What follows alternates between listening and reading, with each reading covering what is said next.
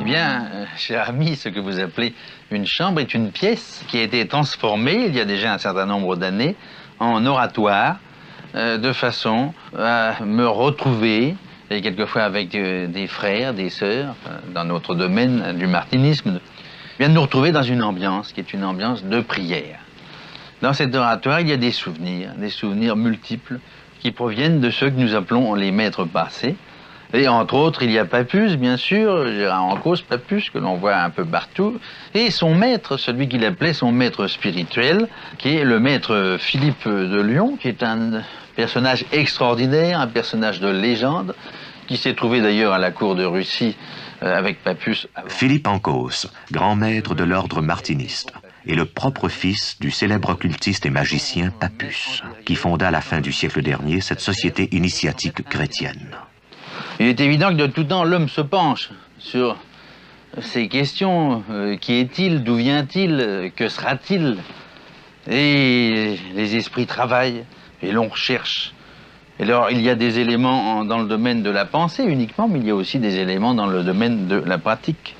Et mon père disait que l'occultisme comportait trois éléments, en quelque sorte. C'était la science du caché, c'était la science cachée, et c'était la science cachant, c'est-à-dire que tout le monde n'était pas à même d'être tenu au courant de certaines des révélations.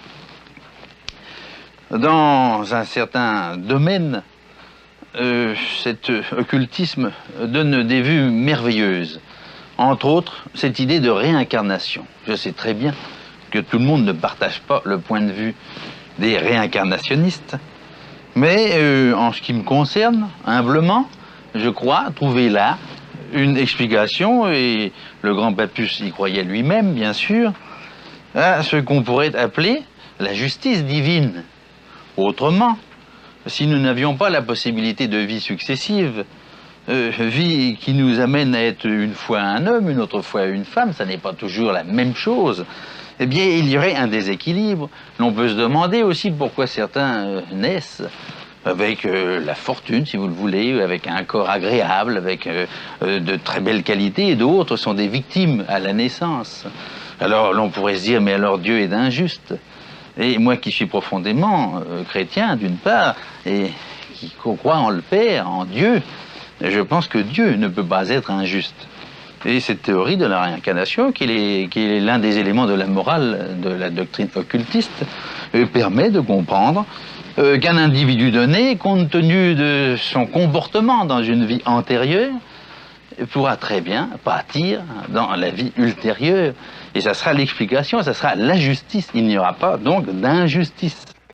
Eh bien, je crois en la pensée. Je crois que la pensée, en effet, est une force. Et autant cette pensée peut être orientée vers le bien, ce qui est le propre, non pour seulement des martyrs, mais de tous les gens de cœur. Il n'est pas nécessaire d'ailleurs d'être un croyant pour faire du bien à quelqu'un. Vous vous mettez à la place de ce quelqu'un, vous pensez à lui, vous songez à lui, mais même si vous ne croyez à rien, mais vous avez cet élan du cœur, vous aurez un résultat.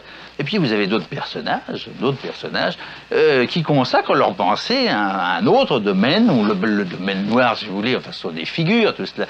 Et je crois donc que quand quelqu'un est déjà en déficience, on peut, dans certains cas, mais beaucoup plus rarement qu'on ne le pense, déclencher chez cette personne des troubles, par une pensée qui est activée par des pratiques d'ailleurs.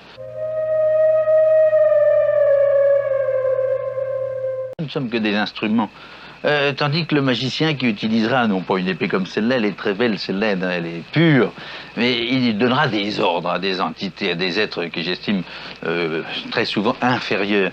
Eh bien, c'est une différence énorme par rapport à ceux qui, dans cet oratoire, comme dans d'autres oratoires, justement demandent. Moi, je prends ce prix Dieu, et puis je m'incline, vous voyez, je m'assieds et je demande humblement au Père. Mais c'est avec humilité. Et je demande aussi quelquefois, si cela peut être utile, que des épreuves me soient données, de façon à permettre une amélioration chez autrui. Et quand vous lisez encore, c'est notre Père qui est merveilleux, quand on vous dit « Donnez-nous aujourd'hui notre pain quotidien », il ne faut pas penser que c'est une question de nourriture, enfin matérielle. Vous demandez, ils ne le savent pas ceux qui disent cette formule, mais vous demandez des épreuves. Quand vous dites « Donnez-nous notre pain quotidien », vous demandez des épreuves. Et il nous arrive aux uns et aux autres, et je le redis ici encore sans orgueil, ce n'est pas notre genre, eh bien nous demandons le pain quotidien, nous demandons des épreuves. Voilà, voilà l'action.